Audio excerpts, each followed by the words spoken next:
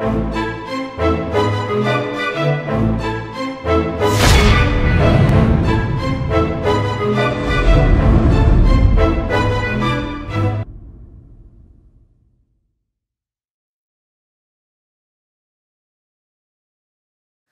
right, so this lesson we're teaching you a little bit about drawing a still life. Now, the very first thing you have to do is find your composition. So you have to look if your setup is long or if it's tall, aka horizontal and vertical. Otherwise known as portrait or landscape style from some kids, but or hamburger and hot dog. That too. Okay, never mind. Goodbye. So what you're going to want to do is figure out where you want to draw, what way your paper goes, and for these still lifes I recommend you start near the top. We don't want a whole lot of background in these, so I always say find your highest place and start that near the top. So my highest place is this guy's arm right here. Now you are going to draw lightly. I have to draw a little more dark so you'll be able to see it. Is that too light? You could go a little darker. It's really hard, isn't it, when you're used to sketching lightly? But yeah, that's good. Now what you want to do is just put in the big shape. So like for this flower, I'm not going to draw every petal right now because I just end up painting over that. So that's silly and a waste of time. So you're going to go through. Now I'm looking a lot more at what I see up here, and I'm judging where things go by where they touch each other. So you have to look at how things are in relation to each other. That way you're not going to get like a ginormous rubber ducky and like an itty bitty flower anywhere. So you just kind of go along. Is that what you call proportions, maybe? It is. Kind of? I think I've heard that word before. Okay, yeah, that's what I thought. So you kind of go along, and you just do the basic shapes of everything, just to get it placed in. Oh, rubber ducky. So perfection is not necessary? Perfection is only necessary in the art room when you're doing perspective. Okay. Nobody wants a house that's going to fall down. But a still life painting that's not perfect, people can deal.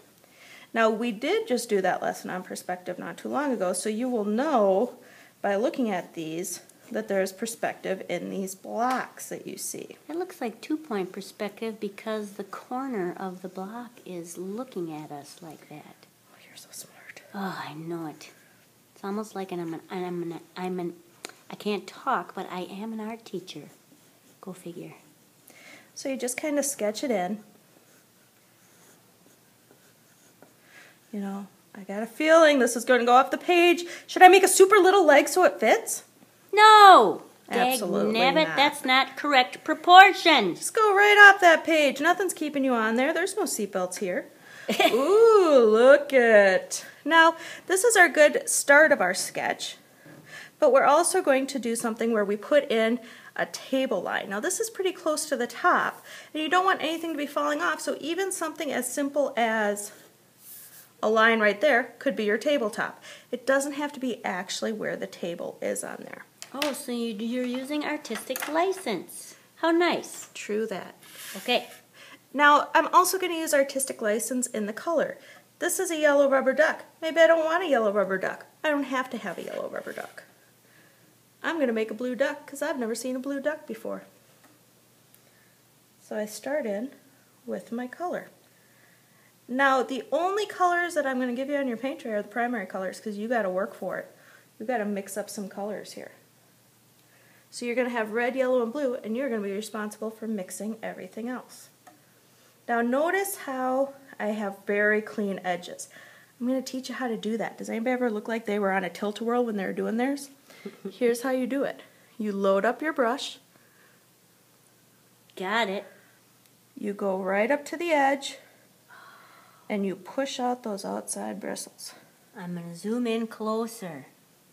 Yes. Now as soon as you get to a spot where it's not a solid line anymore, you need to reload your brush. So don't keep painting if you don't have enough paint because you start getting this. Scratchy stuff. And that is not what you want. No. Now there's two ways to mix color. You could mix it on your paint tray, or you can mix it right on the page. Now if you're going to mix colors, it's important that you mix the lightest color on first, and then you add in the darker color. If you don't do that, you're going to use a truckload of the other color. So if I want to make this orange, the first thing I would do... What makes orange, first of all? Think about it, folks. Orange, orange. Oh yes, that would be yellow and red. So I get my yellow on there. Now that's why you want to draw lightly. You can actually see the pencil through some of these colors. Notice? I like how Miss Molitor, why did I say that? Because there's a Miss Molitor at my school. And her name's Molly, by the way. Miss Vadnais uses a big giant brush. I like it. That's what I do too. Now you people don't need teeny weeny brushes. You're filling big spaces. So you get a little red on your brush, and when you mix it right on the paper, it turns the orange you want. Now what's cool about this is you can actually add in your petals right now as you're doing that. Because of that variation in color will end up making it look like petals, and you don't have to get every precise petal just like you see in the picture. Then you can go back in and add different. I'm zooming in. Oh, look at that.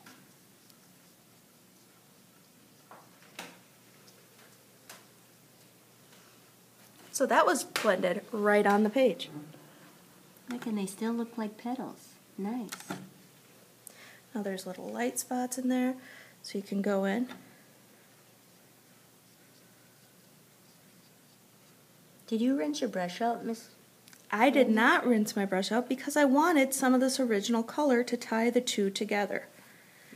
So you don't have to rinse your brush all the time. Now all of a sudden, that looks more like petals.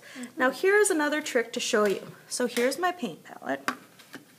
Now watch this. This is going to blow your mind. It's going to be amazing. Do you see any of the red on there? No! Of course not. Because if you go straight down and straight up, you don't mix the colors. If you slide through... Wait a minute. Show us that again. Straight up and straight down. What do you mean? Okay, so... Straight up. Oh! Add a little on there. Ooh, look at that red. She's amazing. She is amazing. Learn, people. Learn. That way your table mates don't get all their colors ruined and they get all mad at you. Right. So I'm going to work on this a little bit, take a little break, and come back and show you. As you can see, I've gotten a little further, and I've actually added in some of the value. And I'm going to take you in through how to add some value, but I want to show you some other little tricks first. One is getting a perfect circle. If you dip the bottom of the paintbrush in and put it down, you're going to get a perfect circle. Now that's a little small for the duck eye, but I just wanted to show you how to do that. We'll make that a little bigger in there. So then you can do the same with the black. Boom, he's got an eye. Now some of the other things that I want to show you is with value. Now notice my paint tray, still clean, love it. Okay, now we're going to do this black over here. Now we have learned about perspective and value, where if the light's coming from one way and not the other way, then it will be darker on one side than the other side. So I'm going to do this green, so that is why I'm starting with the yellow. And then she's going to add blue. Now you do not need much blue. How much blue do you have? Let me see. Wait. Oh, she's got a teeny bit of blue on there. Now watch this. That changes it a ton. So you want just a tiny little bit of any color that is darker, because you don't want it to completely overpower and just have to keep painting over and over again. So if my light's kind of coming from this direction, then that means that this side is going to be a little bit darker. Once again, start with my yellow. Now I didn't rinse my brush, so you can see it still has a little bit of that green in there. That's fine, we're painting the same color here. A little bit more blue.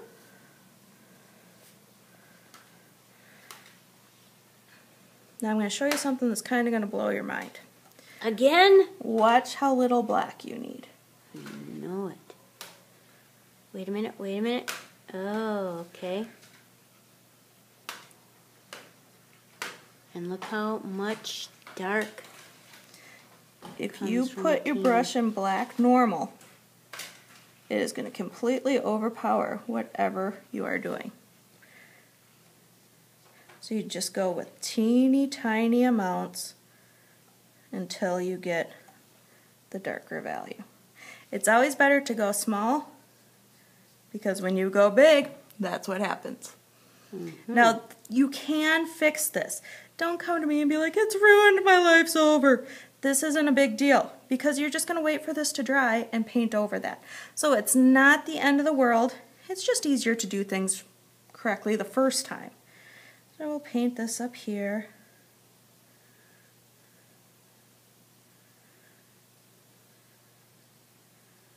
Now my colors are getting a little muddy here. Muddy is what happens when you don't rinse out your brush in between.